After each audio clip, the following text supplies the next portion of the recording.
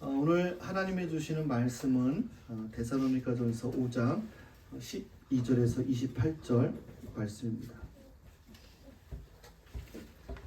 데살로니가전서 5장 12절에서 28절 말씀 한 절씩 교독하도록 하겠습니다. 형제자매 여러분, 우리는 여러분에게 부탁합니다. 여러분 가운데서 수고하며 주님 안에서 여러분을 지도하고 훈계하는 이들을 알아보십시오. 유일한 일을 생각해서 사랑으로 그들을 극진히 존경하십시오. 여러분은 서로 화목하게 지내십시오. 형제자매 여러분, 여러분에게 권고합니다. 무질서하게 사는 사람을 훈계하고 마음이 약한 사람을 격려하고 힘이 없는 사람을 도와주고 모든 사람에게 오래 참으십시오. 함부로와 같이 말고 도리어 서로에게 모든 사람에게 항상 좋은 일을 하려고 애쓰십시오. 항상 기뻐하십시오. 끊임없이 기도하십시오. 모든 일에 감사하십시오. 이것이 그리스도 예수 안에서 여러분에게 바라시는 하나님의 뜻입니다. 성령을 소멸하지 마십시오. 예언을 멸시하지 마십시오. 모든 것을 분간하고 좋은 것을 굳게 잡으십시오. 갖가지 모양의 악을 멀리 하십시오. 평화의 하나님께서 친히 여러분을 완전히 거룩하게 해주시고 우리 주 예수 그리스도께서 오실 때에 여러분의 영과 혼과 몸을 흠이 없이 완전하게 지켜주시기를 빕니다. 여러분을 부르시는 분은 신실하시니 이 일을 또한 이루실 것입니다. 형제자매 여러분, 우리를 위하여 기도해 주십시오. 거룩한 입맞춤으로 모든 믿는 사람들에게 문안해 주십시오. 나는 주님을 힘입어 여러분에게 명합니다. 모든 믿는 사람들에게 이 편지를 읽어 주십시오. 같이 읽겠습니다.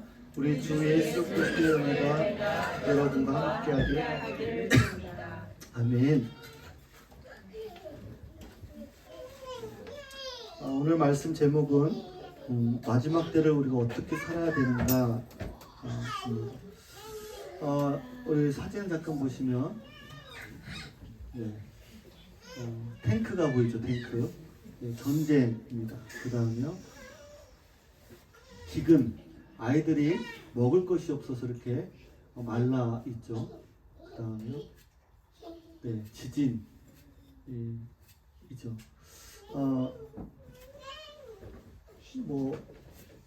터키, 그러니까 트리키에도 지진으로 많은 사람들이 죽었고요. 또 러시아와 우크라이나 전쟁이 계속되고 있고, 또 최근에는 이스라엘과 하마스의 전쟁이 되고 있습니다. 그래서 세계를 보면 정말 이게 우리가 상상할 수도 없는 일들이 일어나고 있습니다. 그런데 이런 일들을 우리가 놀라지 않아도 되는 이유는 뭐냐면 성경에 그렇게 기록이 되어 있기 때문에 그렇습니다. 마태복음 24장에 보니까 이렇게 기록이 되어 있더라고요.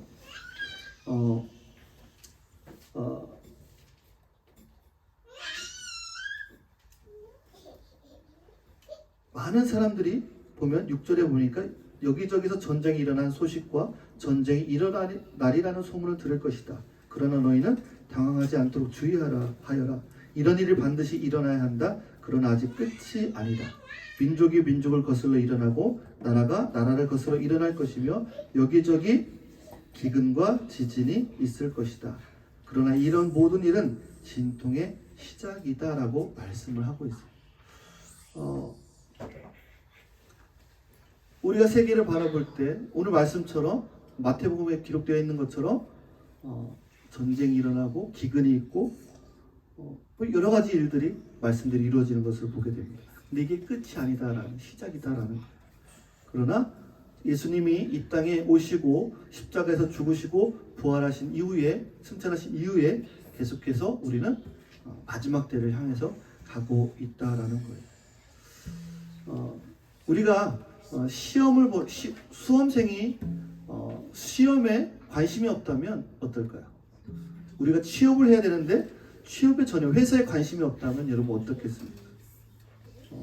저 사람 참 어리석은 사람이다라고 우리는 얘기할 겁니다. 마찬가지로 마지막이 있고 마지막 때가 살 때 우리가 우리의 하나님이 원하시는 삶에 관심이 없고 죽음 이후에, 죽음이 마지막이 아니잖아요. 죽음 이후의 삶에 대해서 우리가 관심을 갖지 않는다면 어리석은 사람일 것입니다. 오늘 말씀은요, 이 데살로니가 성도들에게 바울이 이 마지막 때에, 이 말씀의 시대에 어떻게 살아가는 것이 신앙인으로서 바르게 살아가는 것인가 라고 이 명령어로 권면하는 것을 말씀합니다. 당장 세상의 종말이 와도 오늘 뭐를 심는다고 그랬죠? 아는 사람. 세상의 종말이 와도 오늘 뭐를 심어요? 사과나무를 심는다라는 철학자가 있었죠. 그러면 우리 그리스도인들은 어때야 될까요? 신앙인은 오늘 주님이 오신다고 한다면 우리는 어떻게 살아야 되는가라는 거죠. 우리가 살아가는 일상 삶 속에서 우리가 머물러 있는 것, 여러분의 가정과 또 여러분의 일터와 여러분의 삶 속에서 머물러 있는 여러분의 삶 속에서 예수님이 뭐라고 말씀하셨냐면 돌을 갈다가도 불려가는 사람이 있을 것이고 밭을 갈다가도 주님을 영접하는 사람이 있을 것이다 라고 말씀하고 있어요. 무슨 말이에요? 주님을 만나기 위해서, 주님을 영접하기 위해서 우리가 골방에서 기다리는 게 아니라 산속에서 혼자 기다리는 것이 아니라 우리의 일상 삶 속에서 생활하던 대로 그 삶의 자리를 지켜나가면서 살아갈 때 그 자리에서 주님을 만나게 될 것이다 라는 거예요. 마지막 시대를 살아가는 지혜로운 또 슬기로운 올바른 신앙의 태도가 어떤 것일까? 오늘 바울은 오늘 본문 말씀을 통해서 우리에게 뭐라고 말씀하세요? 수고하고 덕을 세우고 격려하라. 또 여러분을 지도하고 훈계하는 이들을 알아보라고 말씀해요. 지도하고 훈계하는 사람들 알아보라라는 것이, 안다라는 게 뭐예요? 우리가 서로 알면 친해지잖아요. 여러분이 저를 알고 제가 여러분들을 알고 또 여러분끼리도 알고 그러면 좀 더 친해지겠죠. 그런데 중요한 것이 하나가 있습니다. 이 서로에 대한 알미요, 그 기초가 어디에부터 시작돼야 되느냐 하면 그리스도를 아는 알면서부터 시작이 되어야 된다라는 거예요. 우리가 그리스도 안에 있기 때문에 서로를 알아가는 존재가 되어야 된다라는 거예요. 그리스도 밖에서 우리가 서로 알기로 원한다면 세상의 만남, 세상의 교제, 세상의 사귐과 전혀 다를 게 없다라는 거죠. 그래서 이 교회 공동체는요, 그리스도 안에서 말씀 안에서 교제하는 거예요. 그렇기 때문에 서로를 알아갈 때에 서로를 존중해 줄 수 있는 거예요. 서로 피차 복종할 수 있는 거예요. 그런 관계가 되는 것이 이 그리스도인의 관계라는 거예요. 세상과의 만남이 아니다라는 것입니다. 그래서 우리가 사랑 안에서, 그리스도의 사랑 안에서 서로를 귀하게 여기는 것입니다. 여러분, 사랑이라는 것은요, 사람을 귀하게 대하는 태도입니다. 함부로 대하지 않는다라는 거예요. 세상은 어떻습니까? 아랫사람이 꼭 위에사람을 위해서 존재하는 것처럼 위에사람이 마치 아랫사람들을 종처럼 부리는 그 경우들이 많습니다.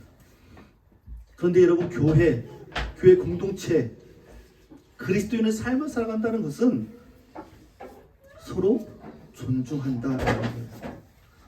주님 안에서 만났기 때문에 그렇습니다. 여러분의 한 사람 한 사람을 존중해 주시기를 바랍니다. 말을 한마디 건네는 것조차도 귀하게 건넬 수 있기를 간절히 축복합니다. 여러분 스스로가 귀하게 대하는 그 귀함이 곧 나를 결정하는 거예요. 여러분, 화를 자꾸 내보세요. 그러면 그 사람의 인격이 바닥에 떨어지는 거예요. 그러나 정말 사람들을 귀하게 여기면 그 귀하게 여기는 그 태도 자체가 바로 우리의 신앙의 격을 드러나게 되는 것입니다. 여러분, 교회가 무엇입니까? 부족한 사람들이 모이는 것이잖아요. 정말 구원받아야 될 사람들이 모이는 곳이잖아요. 왜 우리가 다 교회로 옵니까? 부족하기 때문에 교회에 모입니다. 세상 것으로 우리를 채울 수 없기 때문에, 나의 것으로 채울 수 없기 때문에, 주님 안에서 우리가 체험을 받아야 되기 때문에 교회에 오는 것이죠. 그래서 주님 안에서 그 놀라운 은혜들을 경험하기 때문에 내가 먼저 채워지고 회복되어서 다른 사람의 손을 잡아주기 위해서 교회가 된 것이죠. 여러분, 베드로나 요한이 뭐 특별한 사람이었습니까? 베드로는 참 실수가 많았던 사람이고, 요한도 성격이 얼마나 급한지 우리의 아들이라는 별명을 가지고 있던 그런 사람들이었어요. 그러나 그런 부족하고 연약한 사람들이 하나님을 만나고 주님을 만나고 사도가 되고 주님이 승천하신 이후에 예루살렘 성전에 들어가면서 성전 미문에 앉아있던 날 때부터 안진병이었던 사람을 보면서 그전에도 분명히 보았을 터인데 그 사람의 눈에 들어오지 않다가 주님을 경험하고 나서 그 사람들이 눈에 보이는 거예요. 그 사람의 연약함이 눈에 보이는 거예요. 그래서 그를 붙들어 이렇게 세우고 주님 안에서 회복된 베드로와 요한이 우리한테는 은과 금은 없지만 나사렛 예수 그리스도의 이름으로 일어나 걸어라 이렇게 말할 수 있는 존재로 변화가 된 것을 보게 됩니다. 우리는 부족한 사람입니다. 그렇지만 주님 안에서 우리가 회복되었다면 우리는 비로소 누군가를 붙들어 줄 수 있는 사람이 되는 것이죠. 여러분의 옆 사람들을 붙들어 줄 수 있는 것이죠.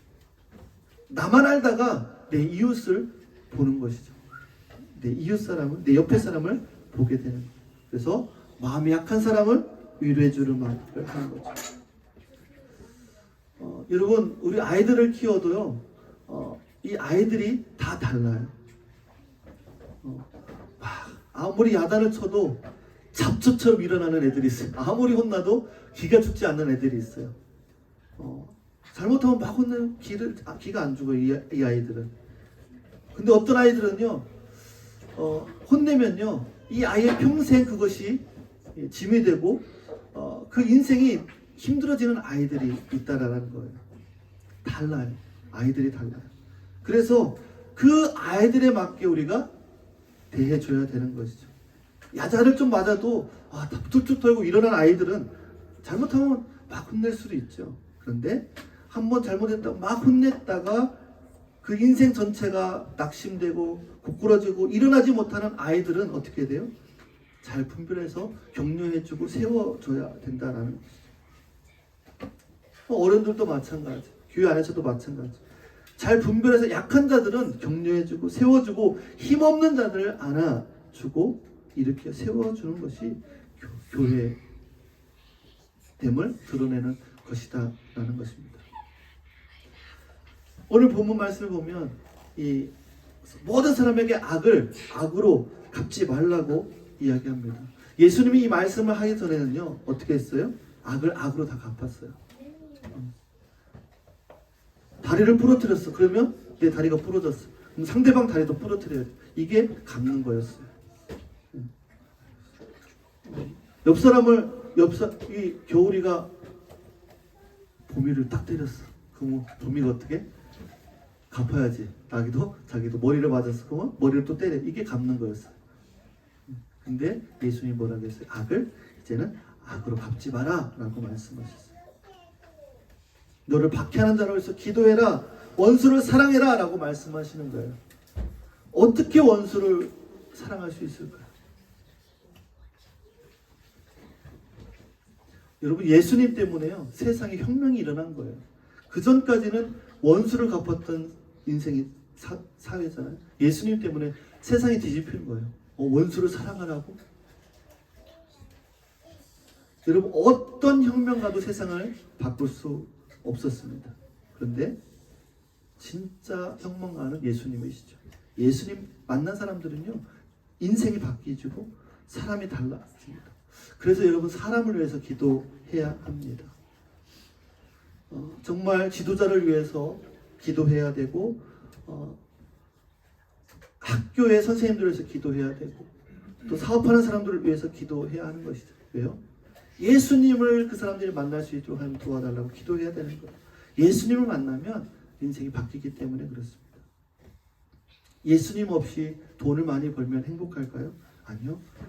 그 돈 때문에 많은 사람들의 상처를 줄 수밖에 없습니다. 예수 만나지 않고 선생이 되어서 많은 아이들에게 상처를 줄 수가 있는 것이죠. 예수님을 모르는 사람이 권력을 잡고 있으면 많은 사람들을 불행하게 할 수 있다라는 거예요. 나만 불행하면 되는데 그렇지 않아요. 다른 사람까지도 불행하게 만들 수 있다라는 거예요. 여러분, 예수 믿고 여러분의 인생이 변화되고 또 여러분의 이웃도 여러분의 자녀도 변화시키는 그러한 인생을 살 수 있는 진정한 혁명의 삶을 살 수 있는 저와 여러분 될 수 있기를 간절히 축복합니다. 어떻게 살았길래 이렇게 변화가 있을까요? 16절, 17절, 18절 우리가 너무나 잘 아는 말씀이잖아요. 항상 기뻐하십시오. 끊임없이 기도하십시오. 모든 일 감사하십시오.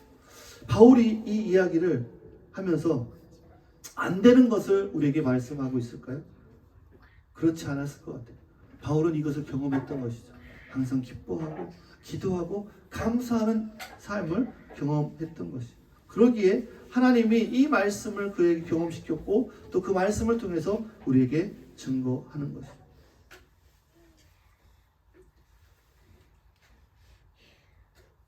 주님을 만났더니 이렇게 살 수 있다라는 것이죠. 내 상황이 기쁘지 않아도 정말 기뻐할 수 있다는 것. 상황은 즐겁지 않은데 기뻐할 수 있는 것. 뭐예요? 하박국 선지자가 고백했던 것처럼 뭐예요? 무화과 나무에서 무성치 못해도 포도나무에 열매가 없어도 감람나무에 소출이 없어도 우리 양과 소가 없어도 어떻게 해요? 아무것도 없을지라도 하나님의 구원으로 나는 기뻐하리라 고백했던 그 기쁨이 있으면 우리는 모든 일 기뻐할 수 있다라는 거예요. 그 기쁨이 있을 때 우리는 기뻐하는 것입니다. 왜요? 존재가 바뀌었기 때문에 그렇습니다. 하나님의 구원으로 기뻐하는 사람이 되었기 때문에 내 상황에 따라서 바뀌는 삶이 아니다. 매력적인 사람이 되는 것이죠. 여러분, 늘 인상 쓰고 다니고 화를 내고 불평하는 사람 옆에 누가 오겠어요? 늘 서로 감싸주고 안아주고 위로하고 기쁘게 사는 사람들, 그게 바로 교회 공동체다라는 거예요. 항상 기도하라. 여러분, 항상 기도하는 게 뭘까요? 항상 아침부터 저녁 잘 때까지, 아니 꿈속에서라도 우리가 계속해서 기도하는 것을 항상 기도하는 것이라고 이야기하는 것입니까? 물론 그렇게 기도하는 것도 좋겠죠. 우리가 주님 앞에 기도가 물어보는 것, 하나님의 뜻이 어디에 있습니까? 라고 물어보는 것을 기도라고 할 수도 있습니다. 그런데요, 오늘 이 본문 말씀에서 항상 이 끊임없이 기도하라는 것은 어떤 의미를 가지고 있냐면 주님 안에 머물고 있으라는 것을 의미합니다. 주님의 뜻 안에 머물러 있으라는 거예요. 그거보다 더 큰 기도가 어디에 있겠습니까? 하나님의 뜻은 모르고 우리가 기도한다면 얼마나 하나님이 답답하시겠어요. 어떤 80세 된 할머니가 늦게 예수님을 믿었어요. 근데 이분이 2년 반 동안 성경을 20독을 했어요. 하루에 10시간씩 성경을 읽었어요. 그래서 딸이 엄마 이렇게 성경을 이렇게 많이 읽어? 물어봤어요. 그랬더니 뭐라고 했냐면, 야, 내가 그 전에 딸은 정말 미신을 그렇게 믿으면서도 그렇게 열심을 내서 믿었는데 정말 하나님을 내가 정말 만났는데 하나님이 누구신지 더 알고 싶어서 성경을 그렇게 읽었다라는 거예요. 소리내어서 성경을 하루에 8시간, 10시간씩 읽었다라는 거예요. 하나님을 바로 알고 싶어서. 그게 바로 아는 것, 그것이 기도라는 거예요. 하나님을 아는 것. 쉬지 않고 기도한다라는 것은 내 인생 전체가 주님 안에 머물러 있는 상태를 이야기하는 거예요. 하루 종일 주님 안에 머물러 있는 것을 말하는 것입니다. 범사에 감사하라. 모든 일에 감사해야 하죠. 그런데요, 내 관점으로 세상을 보면, 내 관점으로 나를 보면 절대 감사할 수가 없어요. 그러나 하나님의 관점, 구원의 틀, 생명의 틀 안에서 인생을 바라볼 때 우리는 모든 것에 감사할 수 있다라는 거예요. 이것이 그리스도 안에서 살아가는, 마지막 때를 살아가는, 이 종말의 때를 살아가는 그리스도인들이 살아가야 될 하나님의 뜻이다라고 말씀하고 있습니다. 여러분, 내 안에 기쁨이 없다? 그러면 어때요? 아, 나는 지금 빗나가고 있다라는 것을 알 수가 있는 거예요. 내가 그분 안에 머물러서 기도를 하고 있는 그분 안에 머물러 있지 않다라고 한다면 나는 그분을 떠나 있는 것을 이야기하는 것이죠. 내 안에 감사가 없다? 그러면 너무 심각한 병에 걸린 거예요. 그리고 19절, 20절, 21절에 보면 성령을 소멸하지 말며 예언을 멸시하지 말고 범사에 좋은 것을 취하라. 악은 어떤 모양이라도 버리라 라고 말씀합니다. 성령을 소멸하지 말라라고 말씀하고 있어요. 소멸하지 말라라는 것은 불을 끄지 말라라는 거예요. 억제하지 말라라는 거예요. 우리가 성경을 부인하지 않지만 억제할 때가 많이 있어요. 그러지 말라는 거예요. 예언을 멸시하지 말라라는 거예요. 이 예언은요, 앞날을 얘기하는 그런 예언을 말하는 것이 아니에요. 하나님께서 말씀하신, 예수님께서 말씀하신 이 성경에서 말하는 바를 정확하게 대언하는 것을 말해요. 하나님의 말씀을 멸시하지 말라라는 의미다라는 거예요. 여러분, 하나님의 말씀을 멸시한다라는 거는요, 내가 그 위에 있다라는 뜻이에요. 자기가 성경보다도 하나님의 말씀보다도 위에 있다라는 거예요. 하나님의 말씀을 멸시하는 사람들은 자기가 하나님 위에 존재가 되는 것이다라는 거예요. 오늘 말씀에 보면 모든 것을 분간하고 좋은 것을 굳게 잡으라라고 말씀하고 있어요. 여러분, 무엇이 선하고 무엇이 우리의 인생 가운데 중요한지를 스스로가 점검하고 선택하라는 거예요. 여러분, 스스로가 선택해야 되는 거예요. 여러분의 말씀을 하나님의 말씀을 읽을 것인가? 기도할 것인가? 하나님의 말씀대로 살아갈 것인가? 여러분의 선택에 달려 있다는 거예요. 정말 이것이 하나님이 말씀하시는 말씀인가? 말씀을 들으면서도 여러분이 분별할 줄 알아야 되는 것이죠. 그리고 악한 것은 버리라고 말씀하고 있습니다. 여러분, 이 마지막에 보면 다시 바울은 평강의 하나님, 하나님의 은혜를 이야기합니다.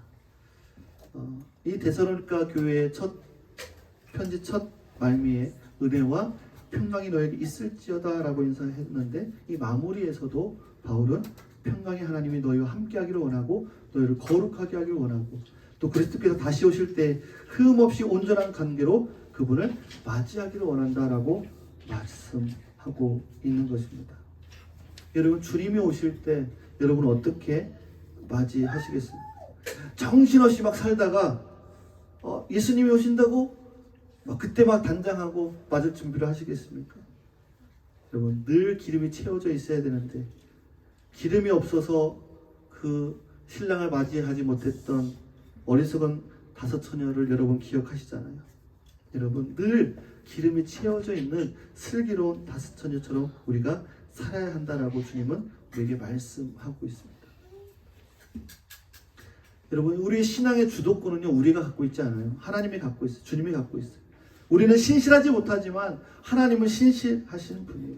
우리가 그분 안에 있을 때 우리는 그 하나님의 신실함을 덧입게 되는 거예요. 하나님이 하시는 일들을 우리는 보게 되는 거예요. 여러분, 교회가 여러분 하나님이 하시는 거예요. 예수님이 교회의 머리 되시는 거예요. 여러분, 하나님이 이 교회에, 이 밴쿠버 스모인 교회에 어떤 사람들을 보내시는지 여러분 우리가 보게 되는 것이죠. 앞으로 이 교회가 하나님 어떻게 인도하실지 여러분 함께 보기를 원합니다. 하나님의 말씀을 나누고 함께 기도하고 서로 격려하고 사랑하면서 이렇게 살면서 여러분 주님 오실 때 그 주님을 함께 맞이할 수 있는 축복을 경험할 수 있기를 간절히 바랍니다. 바울은 성도들에게 기도의 부탁을 합니다. 왜요? 기도가 필요한 부족한 사람이기 때문에. 저도 여러분의 기도가 필요하고 저도 여러분을 위해서 기도하는 것이죠. 그러면서 마지막에 아주 중요한 말을 합니다. 27절에 뭐라고 하냐면 나는 주님을 힘입어 여러분에게 명합니다. 모든 믿는 사람들에게 이 편지를 읽어주십시오라고 합니다. 여러분, 이 당시에는요, 이 편지가 굉장히 이게 하나님, 이게 성경이거든요. 너무나 중요합니다. 이 편지를 돌려가면서 회람해서 읽으라고 말씀하고 있어요. 오늘날로 말하면 성경을 읽어야 된다라고 말씀하고 있는 거예요. 아까 말씀드렸던 80세 넘은 할머니가 정말 2년 반 동안 20통 넘게 읽었는데, 여러분, 우리도 좀 하나님의 말씀을 읽으며 하나님이 어떤 분이신가를 우리가 해야 되지 않겠습니까? 그 안에서 우리가 예수 그리스도의 은혜를 발견하고, 여러분, 예수님의 은혜가 없으면요, 불만 불평을 할 수밖에 없습니다. 여러분의 인생 가운데 은혜가 넘칠 수 있기를 간절히 축복합니다. 은혜가 있어야 되는 거예요. 여러분, 노아, 하나님이 노아를 구원해 주셨죠. 그 이유가 뭐예요? 이 노아는 하나님 안에서 은혜를 발견한 거예요. 1000가지를 다 가지고 있어도 한 가지가 없어서 생을 마감하는 사람들이 많아요. 의외로 많아요. 여러분, 하나님의 은혜를 발견해서 여러분, 그 은혜 가운데, 감사함 가운데, 기쁨 가운데, 기도 가운데 살아갈 수 있는 참된 그리스도인이 될 수 있기를 간절히 축복합니다. 정말 기뻐할 수 없는 상황에서도 내 안에 주님의 그 기쁨이 넘쳐 흐르게 하시는, 정말 기도가 안 되는 상황 속에서도 주님 안에서 잠잠히 머물러 침묵하고 주님의 음성을 기다릴 수 있는 그 평강, 감사할 수 없는 상황 속에서도 하나님께서 협력하여서 선하게 이루어 주실 거라는 믿음을 가지고 감사할 수 있는 그 믿음이 저와 여러분에게 있기를 간절히 축복합니다. 같이 한번 기도하기 원합니다. 하나님, 신실한 그리스도인으로 이 마지막 때를 살아갈 수 있도록 하나님 도와주시옵소서. 내 삶의 현장 속에서 하나님, 오늘 성경 말씀 속에서 말씀한 대로 사방에 기근이 일어나고 지진이 일어나고 전쟁이 일어나는 것을 보게 됩니다. 그것을 보면서 마지막 때의 징조를 보면서도 우리가 여전히 세상의 것에 얽매여 살고 있지 않습니까? 마지막 때를 주님께서 보여주시는 이유는 곧 주님이 오시기에 정말 우리의 삶이 그리스도인답게 살아가기 원하고, 또 그 지금 이후의 삶에 우리가 관심을 가질 수 있도록 하나님 인도하여 주시옵소서. 날마다 주님을 더 알아가고 주님을 더 가까이 할 수 있는 신앙의 삶이 될 수 있도록 주님 도와주시옵소서.